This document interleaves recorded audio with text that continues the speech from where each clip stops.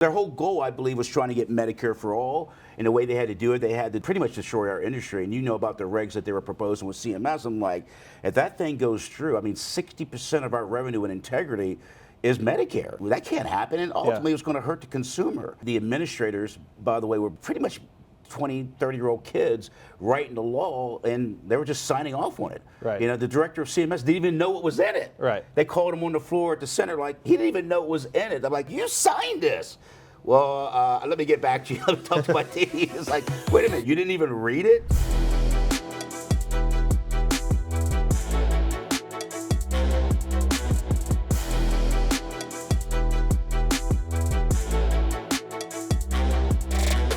Hey, welcome in, everybody. We're back for another episode of the CoachG Just Like That, Only Different podcast. We got Tony Holland back in the house, baby. First podcast we did, we walked through the journey of Tony Holland. It was awesome, had great feedback, and just want to bring Tony back and do something a little bit different and talk more about the industry and talk about some of the legislative changes right now, talk about acquisitions, mergers, just kind of Tony's experience, expertise in that world. So first of all, Tony, welcome back. Thank you. Thank you, brother. Appreciate you so much, more than anything. Appreciate you. Yeah, Honored to be here. We were talking earlier. Tony's like a father figure to me, a mentor, a friend. He's like 12 different things wrapped into one, and just appreciate you being here more than anything. Honored to be here. Yeah. What's your week been like in Nashville so far? Oh, it's been great. I love Nashville. Love the music, love the food, love the people. You meet some incredible people. That's what I love. Why I love traveling so much. But yeah, it's been great here in Nashville. Yeah. So it's Sunday right now. Time we're filming this, we got a big event tomorrow. Yeah. The 7-Figure Playbook. You're speaking at it. You're talking about empire building, and I don't think there's anybody better qualified to talk about it. Right.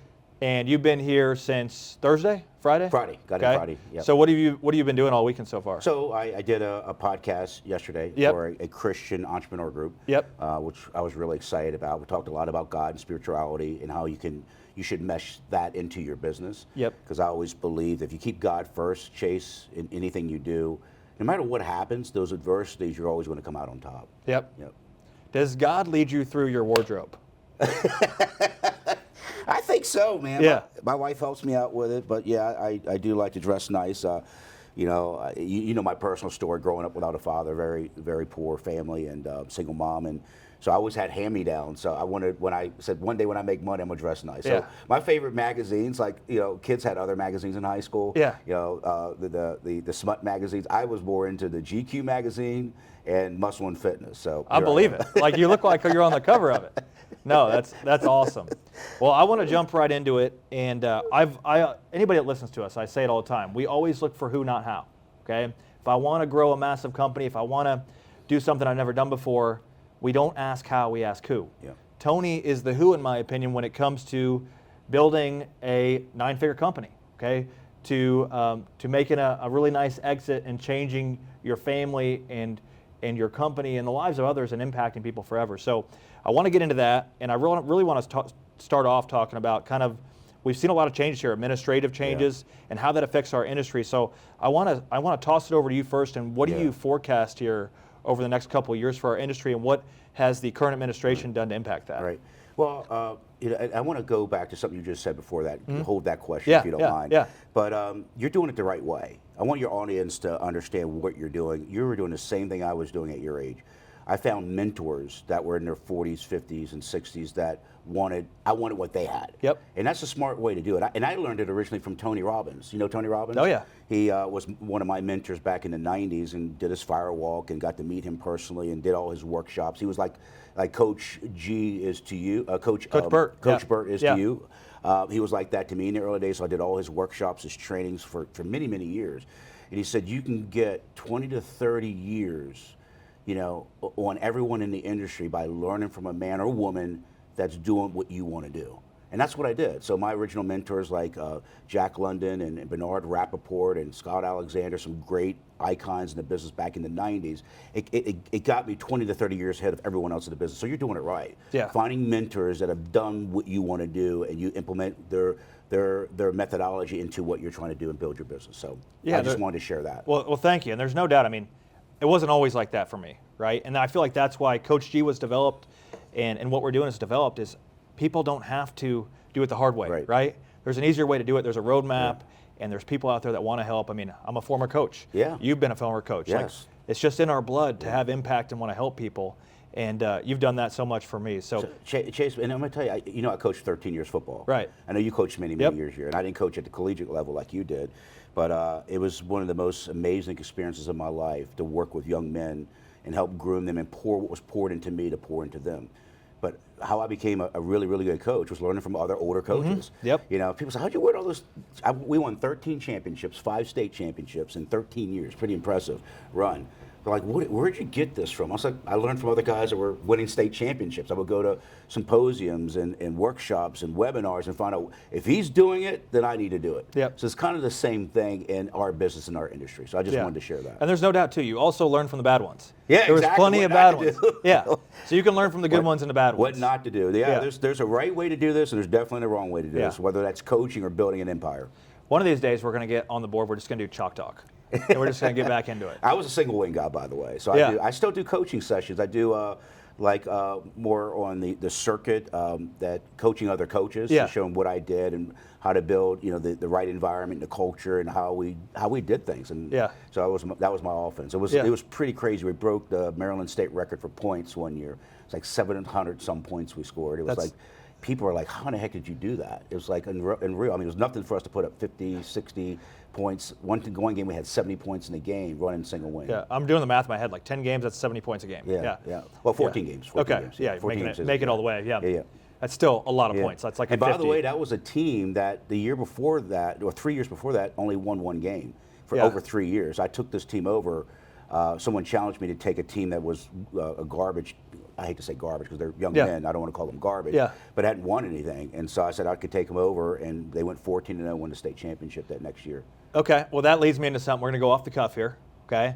So a team that goes one game in 3 years. Yep. Okay. And then they won how many games the next year? 14. How do you make such a massive leap from winning one game to 14 games in 12 months? Culture. And I got rid of all the coaches. I brought in my own coaches. Got the right kind of kids to come play. Got rid of the ones that didn't have the right mindset. The parents that didn't have the right mindset. So I had to create the right culture. So what I did with my teams, I took them on a camp. So I made the parents sign a waiver. I own your kids pretty much for a week. And I take them away to the mountains of Virginia, far enough away. They couldn't use their cell phones, couldn't use anything. And I'm like, you're going to be with me for a week, and the coaches. And we would just pound the right kind of ideology, philosophy, mindset. It was more than just blocking and tackle. I had to change this in the kids. And then what I did, besides this unique offense that we ran, the single wing offense, I called it the single wing hybrid, because it was like you couldn't stop it. Because what I would do, Chase, in games, that every time the coach would call a timeout, like he was like struggling to stop a certain play. As soon as he called a timeout, I'm switching the offensive formation. So instead of completely boxed in, I would go to the spread, but still run the same play. And so the kids couldn't adapt to what we were doing. It was really the same play out of different formations, but that culture was the main thing. And that's why if you want to turn a business around, it's the same thing. You've got to change the culture. You read my mind. I was going to translate the this culture. over. So I took those kids away, and for a week I just pounded the right philosophy. I made them read books. I made them understand that they are a great team. I put the right positive mental attitude in those kids. Then we then added on that the work ethic. Okay, there's 3 things you need to master in anything that you do, whether it's coaching, building a business. Number 1, you got to have the right attitude. So I had to change the kids' attitude. Number 2, you got to have the right kind of work ethic and smart work ethic. I made sure we worked on the things that mattered most. I go out and critique other coaches in the industry, football coaches, and I'd watch the practice, and I already see what you're doing. Your kids are standing around 80% of the time. My kids don't stand around. As soon as your butt steps on that field, you're moving. So you would see my kids literally like this. They would never stop for 2 hours of practice. My kids are whipping around, and guys would come watch my practice and go, oh my God, you get more done in a day than we do in a week. So it's a type of work ethic. And thirdly, mastered skill sets. When I coached football, I wanted to make sure they had to master 2 main things. What they got to master in football. They got to master what? Blocking, and they got to master tackle. You can't block, you're not going to have a good offense. If you can't tackle, you're not going to have a good defense. We made sure every day we mastered those fundamentals to the point people, after 50, 60 practice, people come out and like, you're still doing the wrapping fundamental technique? Yep. Like step by step, every practice for 10 to 15 minutes. Did offense. For offense, we did blocking. On defense, we did basic tackling drills. Now, we weren't slamming, the kids weren't slamming and hitting each other because we didn't want to get them hurt, but little form-fitting methods is all we did every single practice. Your daily drills, and I talk about that all the time. In building a massive insurance company, in building something, an empire, it's a lot of consistency. It's a lot of the same daily reps, daily drills, all those different things. I'm teaching guys now, like in terms of building their empire. And it's amazing how many of them, like I got guys on my team, like finally listening after years. They're like, it works. I'm like, yeah, I told you it works. Yeah. I've been doing this 31 years. I know it works. Yeah. And finally, like, God, I'm actually building, I'm growing. You know, and if you want to build an empire, I know we're going to get more in depth at that, you got to master the art of recruiting. It's just like if you want to be great in sales, you got to master the art of selling. There is a right way to sell and there's a wrong way. Like you got to know how to do proper yes closing, choice closing, you know, oblique comparison closing. You got to do the right things that are taught in basic sales. You got to know the basics. Just like in football, you got to know the basics of blocking and tackling. Yep. But when you're building an empire, you got to master the basics of how to recruit, how to build a team, a winning team. And so I know we're going to get more into that, but that's the same thing as how I coach football. Master the fundamentals, master the basics. Yeah, just catching up our audience real quick. So you had a 9-figure exit. Yes. Okay. And you've been in the insurance industry for how long? 31 years. 31 years. Okay. And I know it wasn't always easy. No. Right? And Nope. And that's I would Many blood, sweat, and tears, my friend. and for Tony's kind of life story, that's our previous podcast. Yeah. And long story short, I mean, Tony's earned everything he's got. He worked from the ground up, and that's made him who he is today. And I believe he's most uniquely qualified to lead people in that direction, and that's what we're going to get into. Yeah. So I want to jump back into kind of the administrative stuff. Yes, okay? yes. President Trump was elected this year. It was a big year for the Medicare industry on how that would influence the future. I mean, talk to us about what your opinions are on a forecast for our industry and what you think this means. Well, I believe, regardless of what side of the table you're on, because I know we have probably half your listeners that were, are pro-Trump, half that are anti-Trump. And to me, it was about business. What's going to be best for our business? And the direction the last administration went, they were definitely anti-business. Definitely anti-Medicare, especially Medicare Advantage. Definitely anti-entrepreneurship. How are we going to operate our businesses and our lifestyles with a government that was anti what we're about? So matter of fact, all last year I didn't mention Trump's name to people, but on my sessions and workshops and webinars, like, guys, vote what's best for your business and your family. Right. Okay, let's leave out the emotional stuff. I mean, I don't agree with everything he says and does, but I got to look out what's best for my business and my family. If the other party would have won, we'd be in trouble right now. I just want to say how critical that was for our business. I mean, they tried to destroy Medicare. Yeah. I mean, literally. I mean, Biden said that on the debate they had. Yeah. He wanted to crush Medicare because their whole goal, I believe, was trying to get Medicare for all. And the way they had to do it, they had to pretty much destroy our industry. And you know about the regs that they were proposing with CMS. I'm like, if that thing goes through, I mean, 60% of our revenue and integrity is Medicare. Yeah. That can't happen, and ultimately it's going to hurt the consumer. And the administrators, by the way, were pretty much 20, 30-year-old kids writing the law, and they were just signing off on it. Right. The director of CMS didn't even know what was in it. Right. They called him on the floor at the center, like, he didn't even know what was in it. I'm like, they were like, you signed this. Well, let me get back to you. Let me talk to my team. It's like, wait a minute, you didn't even read it? This ruling that you were proposing? So thank God that was defeated. And I'm thankful that Integrity and many others, and even our competitors, we came together and formed the Americans for Beneficiaries Choice. Yep. And it was a lobbyist group to help fight this. And many of our team members went down to Washington, like Ryan Kimball and Diane Falagowski and many others went down. Brian Adams, they were all down there trying to fight, what they were trying to do. So thank God that court ruling actually in Texas, a very favorable ruling for us to put it on stay, and I pretty much think that's now dead and gone. So I believe the next 3 to 4 years are going to be amazing. You're not going to see big impact this year until probably about July. When you say amazing for who? For the agents, for the brokers, for the healthcare companies, because they got a more business-friendly administration, and they're pro Medicare Advantage, which is exciting. So really excited about that. I think Kennedy's going to do some great work for our industry as well. I really believe they're going to make Medicare even better than it's ever been. I truly believe that.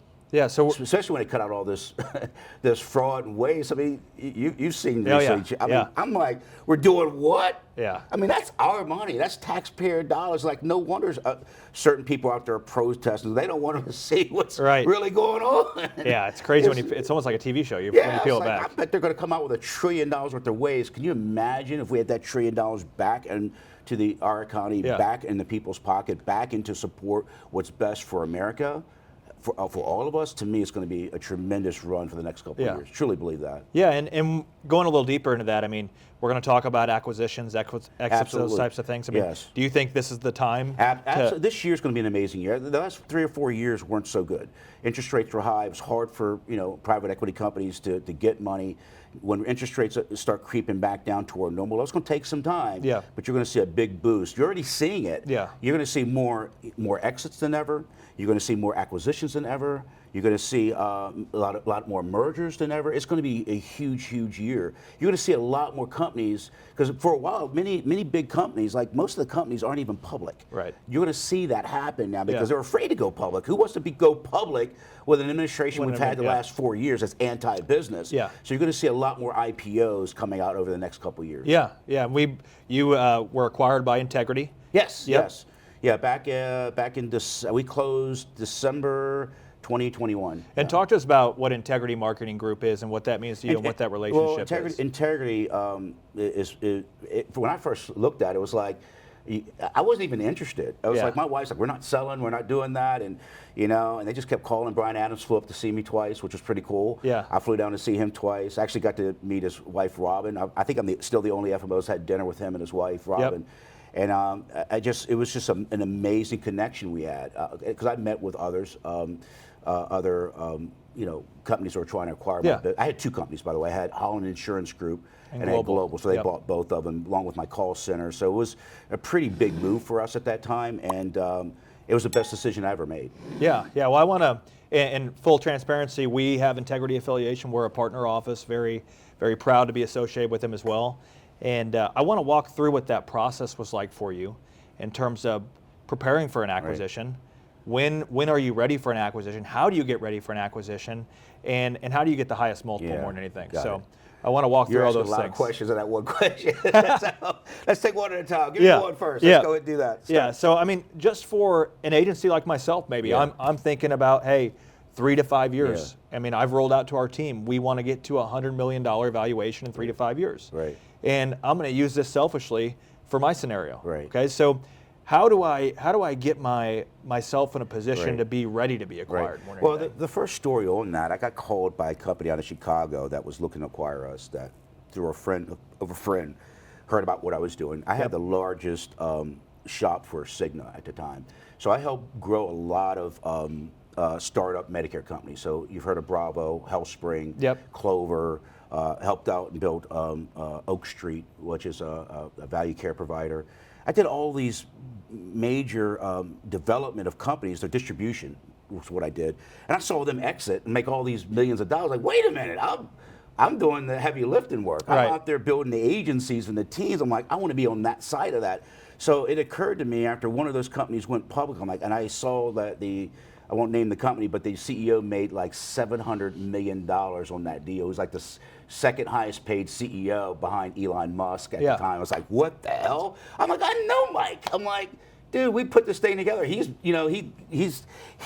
had an equity stake, and so I started thinking about that's where the real money is. Just having commissions is great and renewals are great, but I wanted to be on the equity side of a deal. Yeah. Now I'm like, now I figured it out. It's like it took me a while, Chase, but I'm like, I figured it out. I'm like, I got to find a way to do that. So my motivation was helping these companies throughout my career, even going back to the days of American Income Life. They had an exit, and like, I built a large team there, but I didn't get a piece of that equity. So I said, how do I get a piece of the equity of these companies we're building? And that's how it kind of came about in my mindset. That was my motivation.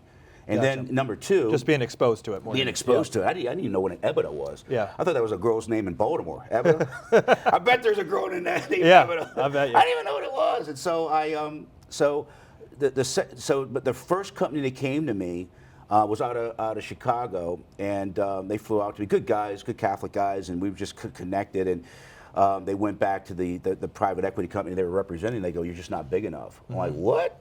I thought I was doing pretty good. He goes, yeah, we want somebody that's got at least, a 10 million EBITDA. I'm like, well, I'm doing good. He goes, no, not to where we want it. Yeah.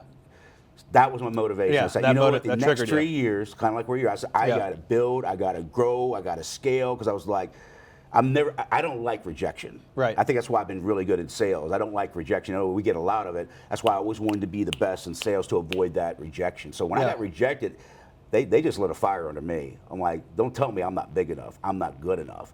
So I started building and scaling it, and then within 3 years, when the right company, I didn't even know Integrity was going to be calling me. Scott Riddle, with his raspy voice, Scott Riddle, calls me up and says, Tony Holland. I said, who's this? He goes, you're doing some amazing things, young man. I'm like, are you that same Tony Holland, American Income Life? I'm like, yeah. I was like, he was down in Waco. Yeah. He goes, I know B, Bernard Rappaport. He used to think the world of you. I'm like, okay, cool. Well, we want to talk to you at Integrity. Are you open to meet with Brian? I didn't even know who Brian Adams was. At the time, I thought Brian Adams was a singer. I'm like, yeah, he had cool music back in the 80s and 90s. Yeah, He's like, no, not that guy. Brian Adams, he was telling me about the company and how it started. He goes, he wants to fly up and meet you. I'm like, okay. So, we were at where we needed to be, and some great things happened in our business, which I'll share with you guys. But it was a wonderful transaction. Glad we did it. So, do you want to dive deeper into what I did? Yeah, I think just telling the audience. I mean, if I'm below that $10 million EBITDA, I mean, how do we get there, and then how do we trim the fat, and how do you really prepare for an acquisition? So I had, first of all, I changed a lot of things in my company, the branding.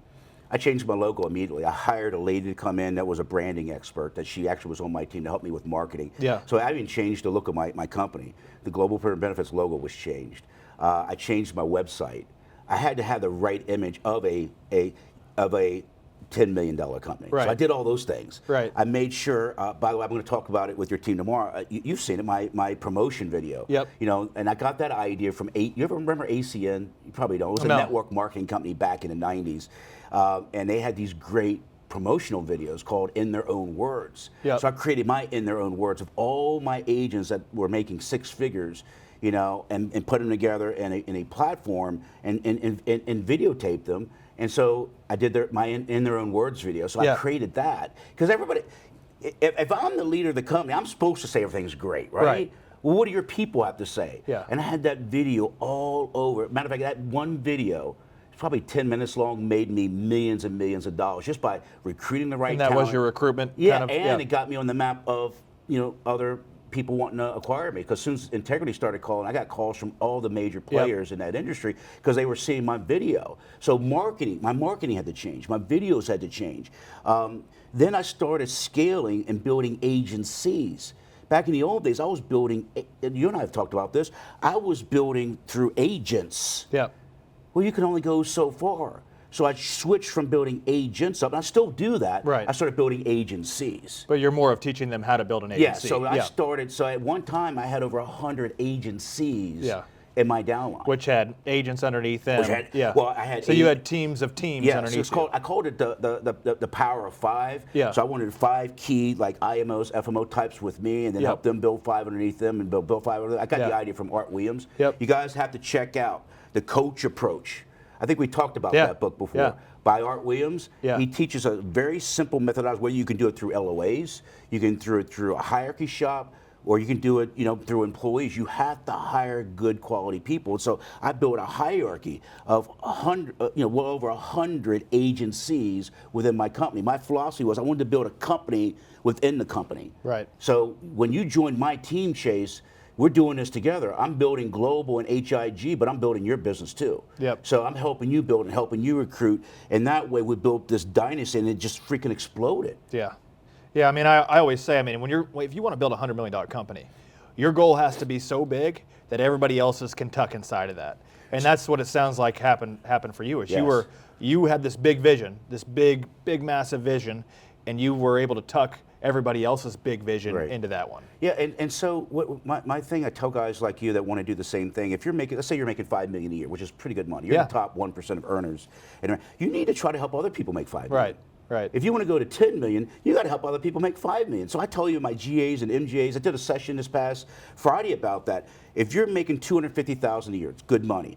Your job as a GA is to help other people make $250. That's how you get to $500. Right. Okay, once you start making 500, you got to help other people make 500, and that's how it happened. So I was out there talking to agency directors like yourself how to get to my level, which pushed me up to the next level. Right. Does that make sense? Oh, yeah. So you got to find out your people when you're building and growing. You got to have a methodology of building and recruiting and developing. You got to find out what's their why.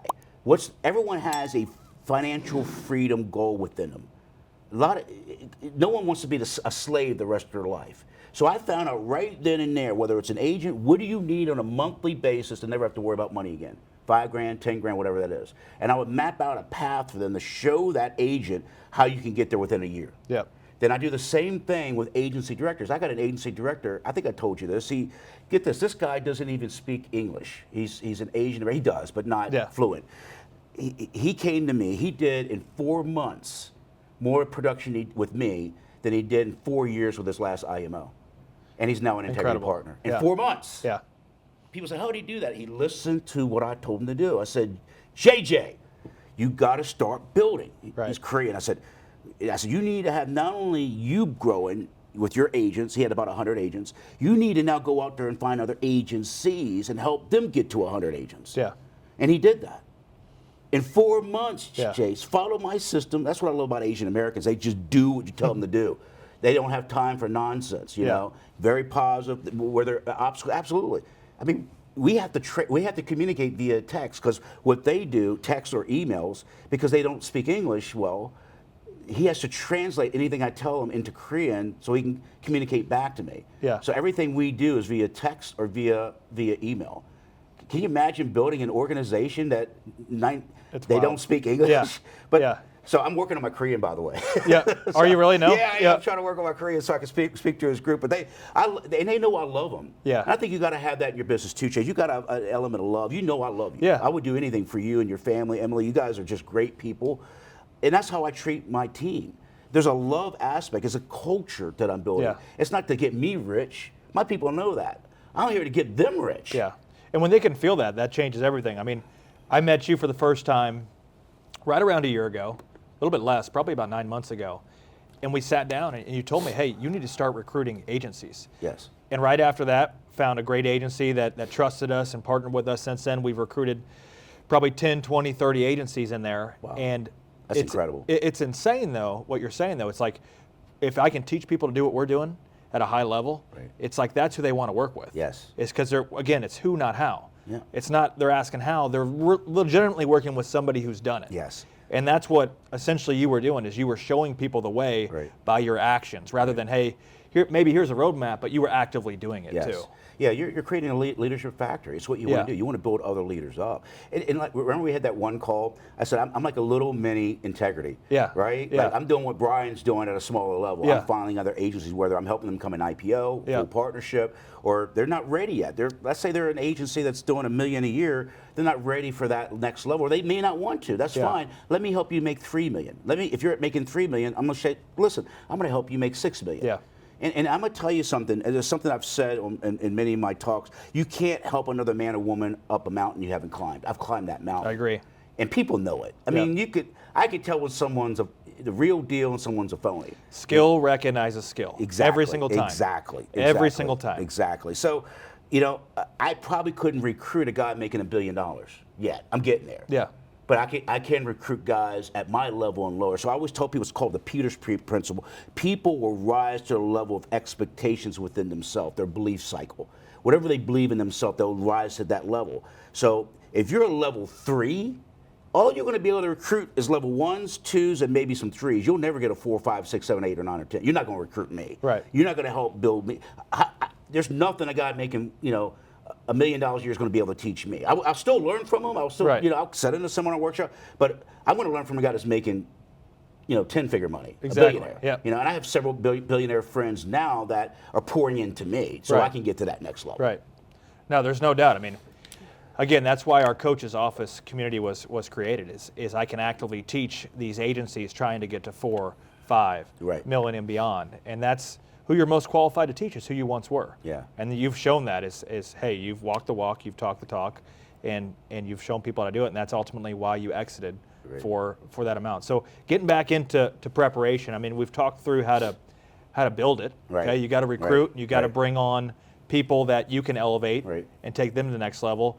So you're getting to that mark now, and now you're getting courted, you're getting looked at, you're about to get acquired. I mean, how do you really prepare for an exit or an acquisition? Well, a couple quick things too, Chase. You got to be the right kind of person too. Yeah. Like for integrity, we don't just to get anybody. Yep. We don't want just anybody. So we have what's called the campfire test. If we can't hang out with a guy or a woman at a campfire together, we're probably not going to have them on the team. So you got to be the right kind of person. I always say if I can't trust you with my family alone, then I don't want to work with Exactly. you. Exactly.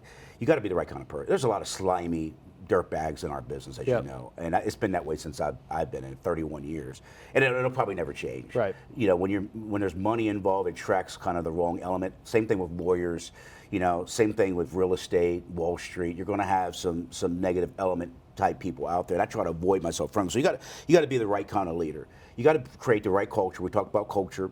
You got to also have the plan in how you're going to implement that plan. So I want to make sure we stress that, because you can do it at an LOA route. I know guys that do that, call center route, a hierarchy route. I did a combination of all of it. Yeah, we're doing all three of those. Yeah, do a combination of all of it. So multiple channels of distribution, multiple lines of revenue. So to me, I think it's critical we stress to your team that you don't want to just have one leg in a stool. I want as many legs as possible, because the more legs I have on that stool, the more stable that stool is.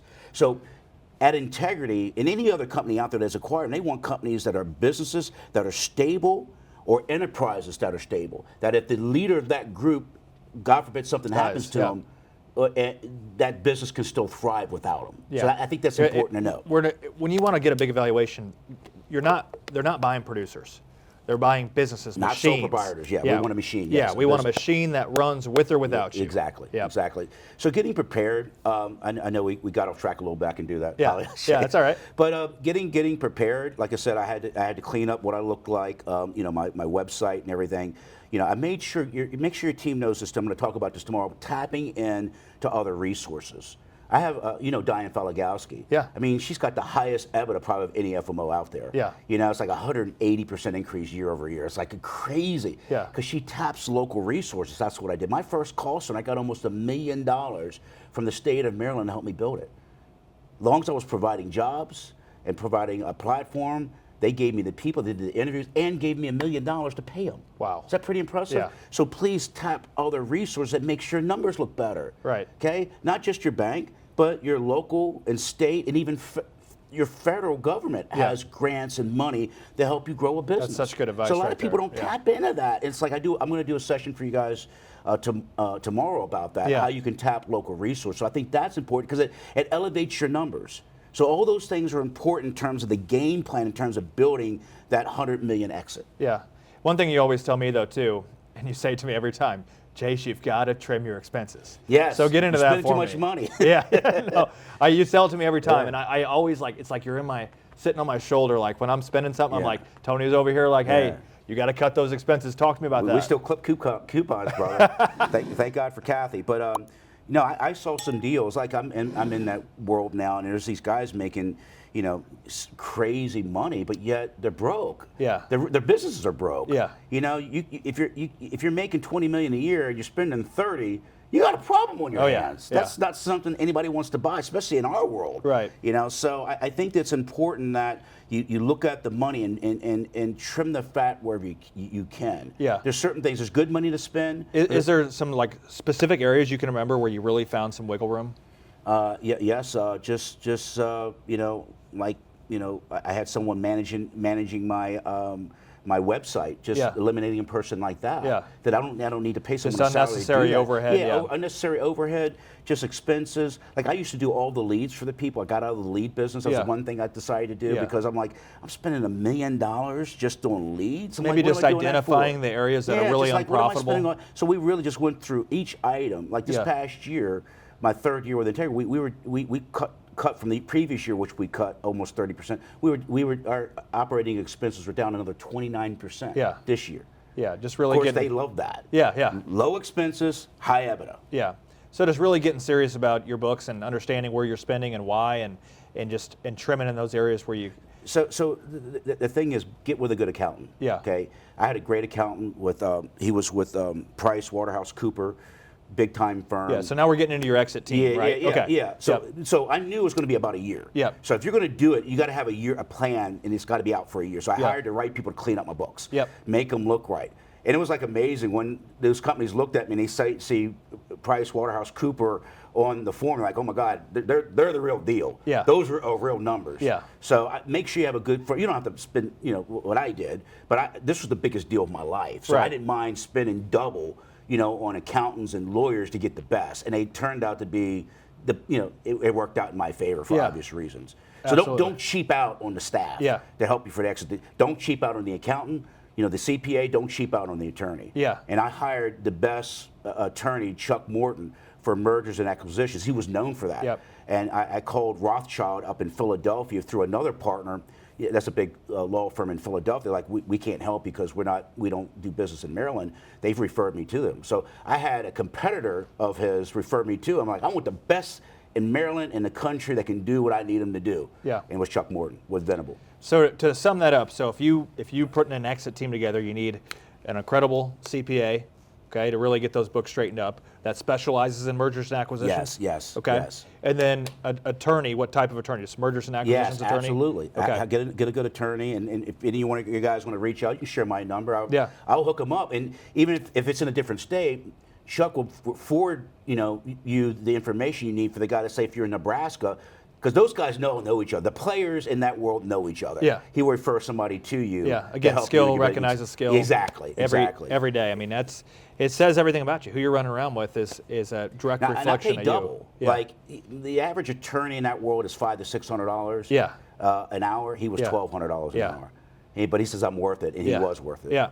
Is there anybody else on that team that you think is really important as you're preparing for an exit or acquisition, I should say? Yeah, I think I had great leadership with my operational team. Yeah. So I had an operations director, I had a marketing director. So I made sure I had good people that was part of. So when a private equity company or a company like Integrity is acquired, who's on your team? Yeah. So I had, like, John Gordine, one of my top guys. He was running operations. I have Michael Kaplan, he runs marketing. I made sure my team, I had a really solid, good team that Integrity or whoever was looking at me go, wow, it's not just him, but look at his staff. Yeah. So you have to have a really good staff as well. Yeah. Just like coaching football. Yeah, there's no doubt. I can't coach that championship team by myself. I had great assistants. Really, they deserve all the accolades. Yeah. Not me. Yeah. I was just a head coach. My offensive I had one of the best defensive coordinators in the country on my staff. Yep. He played ball at Towson, was on a national championship team, the Division II team back in the 80s. He was my defensive coordinator. Yeah. I had a great offensive coordinator. And I was just a head coach. I had great lineman coach, guys that played ball in college or teaching these kids. I'm like, I had a great staff. That's what makes a difference. So you got to look at what kind of staff you have in terms of when you're going into exit. Yeah, there's no doubt. I mean, I think we've shared a lot with our coaches' office members of our plan to get to that $100 million evaluation. And one of the first things I did this year is I brought in a leadership team. I hired a director of operations, a national sales director, and a chief of operations. Good. And all three of those people are highly paid. Yes. They're highly qualified. Yes. And guess what they do more than anything? They do what I don't do very well. Yes. And it's been incredible. And now only 3 people report to me, and I have a lot less stress, to put it that way. So just kind of going back to what you said, having a personal advisory board, having a real leadership team built out, having a real operational team built out. Yes. I mean, when we're talking about big acquisitions, I mean, it's a real company. Yes. You have to put legitimate, great people in place and pay them well. Yes. I would assume. Absolutely. And I'll tell your audience, too, it's important to make sure you have technology built into what you're doing. Like, when they saw my CRM system was light years ahead of Integrity. It's like, remember the call recording thing a couple of years ago? I had to come out. I already had that. Yeah, you're already in? I already had it. My team was helping Cigna at the time with their technology and their platform of Salesforce. Yeah. We helped them develop that because we already had better tools than our own company. We were exclusive with Cigna. We were exclusive with back in the day. So that's why John was so critical. Not only he could run operations for me, he was a tech guy too. Yeah. I mean, he had a master's in computer science. It's like, you need to be on my team. Yeah. So I think that's so critical. You got to have the right people, and make sure you have that technology part. Because I'm not a tech guy. Make sure you have somebody on your team that knows technology inside and out. Amen. Because that's very, very attractive now to companies out there looking to acquire. What does your technology look like? It's one of the first questions they ask. What does your technology look like? Okay. They don't want the old school 1980s version of insurance agencies anymore. Yeah. What kind of tech do you have? What makes you unique? What makes you a rarefied air? And that's something important that I think your audience needs to know. You got to be doing something like you're doing. Yeah. Something no one else is doing. Yeah. What makes you unique? Yeah. No, I love it. That's great advice. So you really had a year, it sounded like, that you were beefing up for acquisition. Okay, now it's time to get acquired, or you're really getting close there. I mean, how did you, I know you can't share everything, obviously, but from what you can share, I mean, how did you negotiate that deal? How did that come to fruition, and how did you close that thing? The main thing is I mean, they were even shocked when I was within, I think they were shocked. I could just feel the shock that who I had on my dream team. When they were, I mean, I had a professor of economics and taxes in Georgetown University on my team. So Chuck brought in some team members. So not only did I hire Chuck, he had a team of experts on his team at Venable that I had access to. So when I walked in that door, they're like, "Damn, they're not he's not playing around, not messing around." Yeah, I had muscle, you know. And so they were like, "Okay, all right, he's serious. He's playing ball. Yeah, I'm playing ball. Yeah, I'm playing ball." And at that time, I mean, integrity was that you had narrowed down. Yeah. And you guys were kind of. It was about 5 companies originally. I narrowed it down to 3. And I tell everybody that in this realm that if you need to go visit every one of them. Yeah. Don't just do phone Kind of like deals. when I was being recruited for college. Just go visit them all. Go visit them all. Yes. See what feels like home to you. I narrowed it down to the 3. I took 5, knocked out the 2 that just and then I narrowed it down to 3. And I went to see them at their office, and they came to my 2 of them came to my office. 1 didn't. Of course, that was my last option. Yeah. Because if you're not going to come see me. Yeah. Because they were in California. That says plenty. If you're not. Yeah. I'm like, wait a minute. I'm like, I came to see you. You're not going to come see me. Okay, no problem. I know where you stand. And the other group was out of Florida. They came up to see me. Flew up in their private jet, and I flew down to see them. So and I just the vibe wasn't right with them. I don't want to mention a name, but it's like it just. When I went to Integrity, those 2 times, I mean. Brian Adams greeted me, treated me like family. They had my name on the wall. Welcome, Tony Holland. Yeah. They had my picture and the name of my company on the screen. It was beautiful. It was like I felt like family. The other companies didn't do it. I remember the CEO of my second choice was actually we did a webinar because he wanted to meet John and meet Michael and know my team. They were trying to interview them.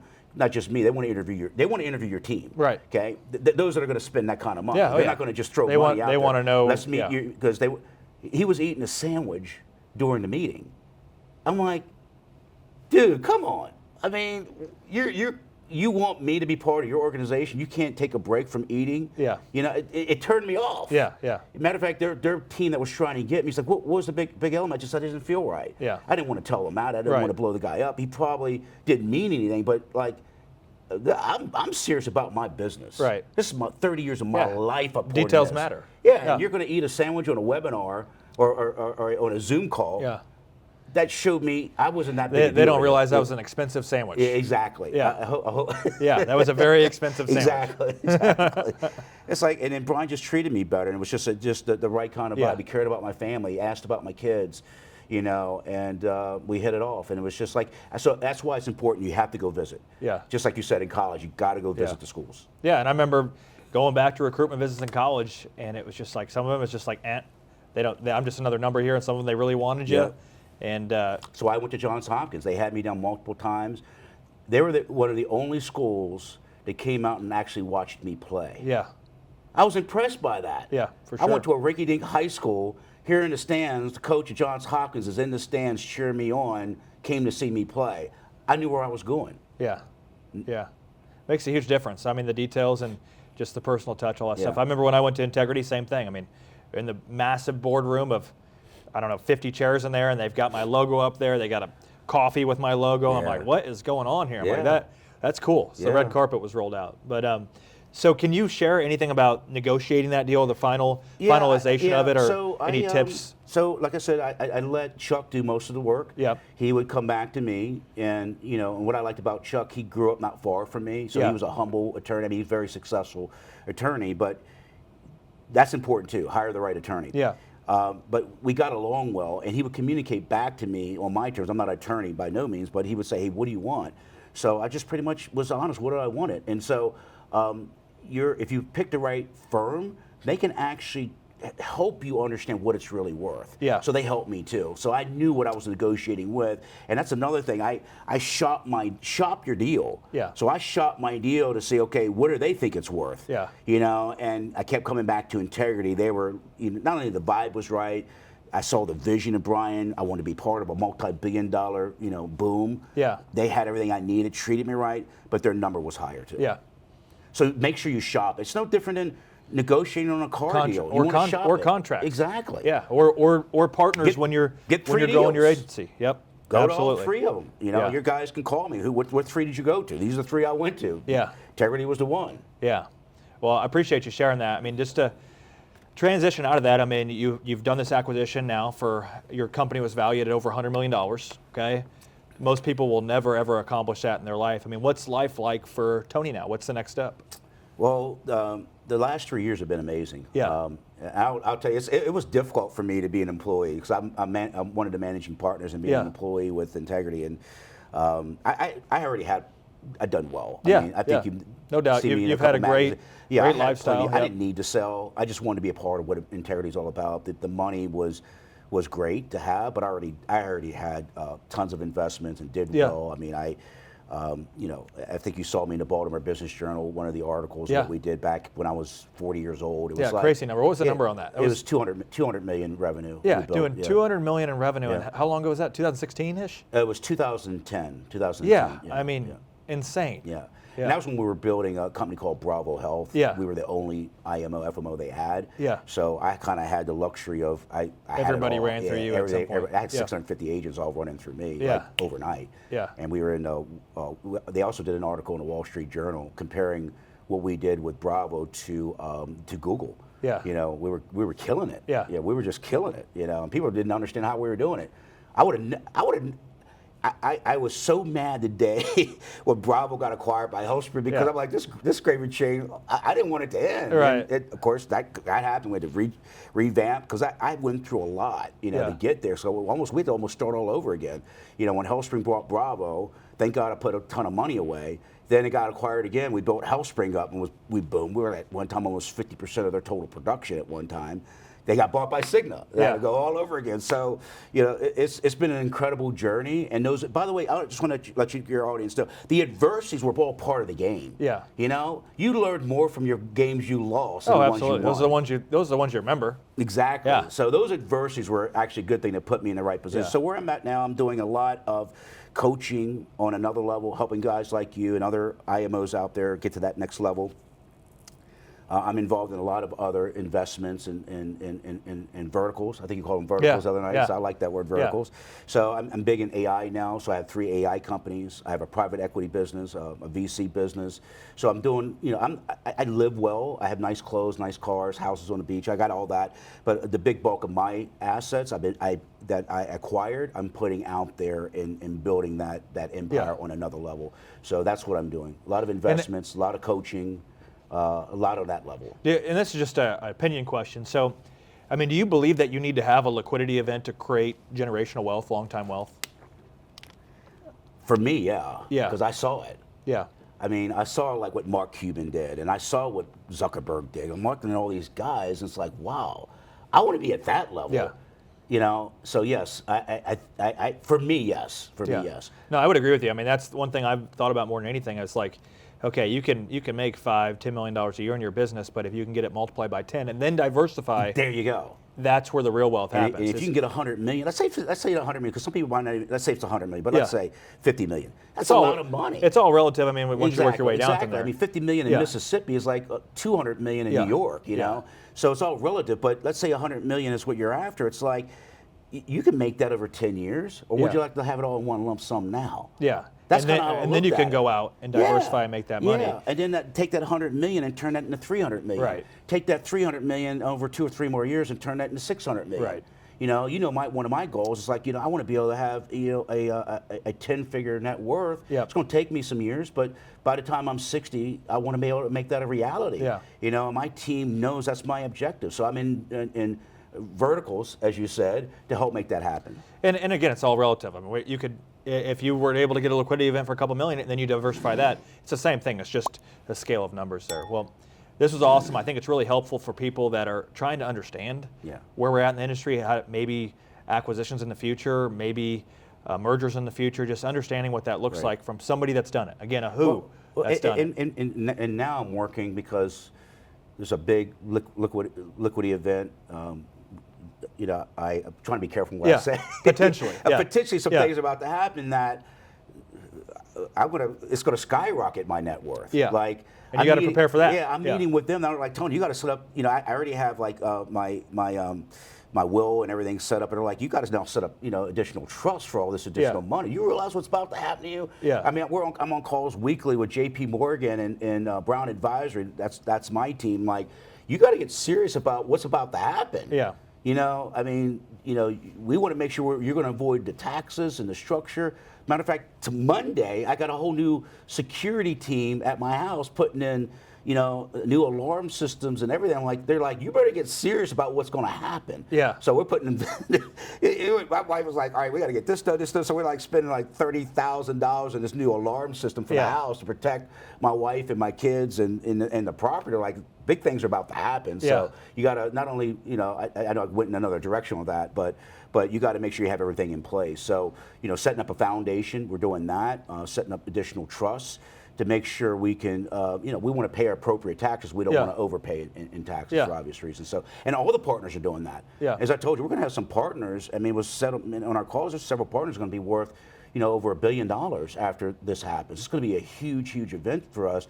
And we're about a year away from that happening, and it's exciting. Yeah. It's almost too much to handle, really. Like, I can't, I got to, literally, Chase, I pinch myself. I got to pinch myself, and I'm like, is this really real? Yeah. Whoever thought a kid that grew up in Brunswick, Maryland, no dad, a town that most people didn't make over 30, 40 grand a year. It was a blue collar town, to be where I am at now. Yeah.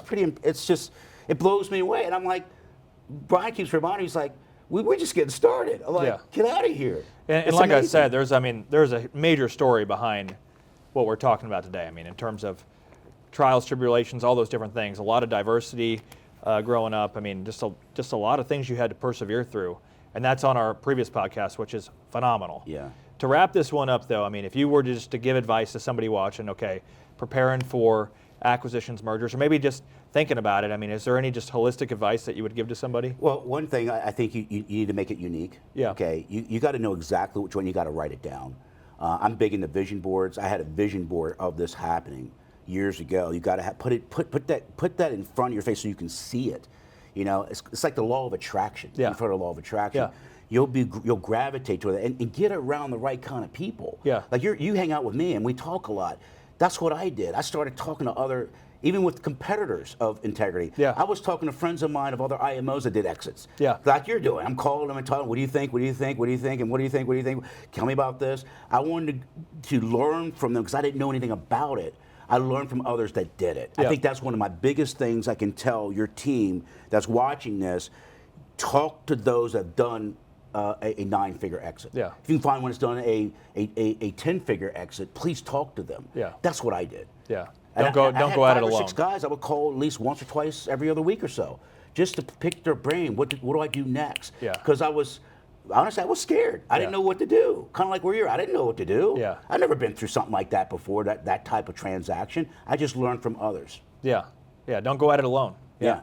You need to have a good team, good legal team, accounting team, a good team in your company, a good staff, but then also your external team, your other brothers and sisters that are out that are doing the things that you want to do. Yeah. Like I talked to Andy Albright, and I talked to Sean Mike, I talked to Wes Fisher, Ryan Kimball was a dear good friend of mine. I mean, they were one of the biggest exits, of its time back then. So I was talking to him like, what did you do? What did you do? Give me some advice. Who do I talk to? Yeah. So yes, definitely have a core of people you trust that's going to look out for your best interests to help you through that process. Yeah, love it. Yep.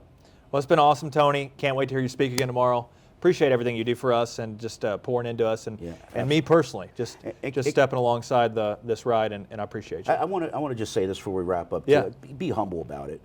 I really felt uncomfortable even talking about the money. You got to keep it humble. Yeah. It's like some of these pry guys. it out of you. Yeah, what's that? I said I always pride yeah, out I know of that, it. but it's like, one thing that Bryan Adams says before we kick off any of the big meetings with the players. So we have some egos. I mean, everybody's like an A-type guy, very competitive. Most of them play college ball. Yeah. We're very competitive. He's like, put your egos aside. Yep. And so I would tell your audience too, you got to be humble, because just like that can be taken away. Yeah. I'm very thankful. The good Lord has blessed me. I got healthy children. I got a beautiful wife. I got great health.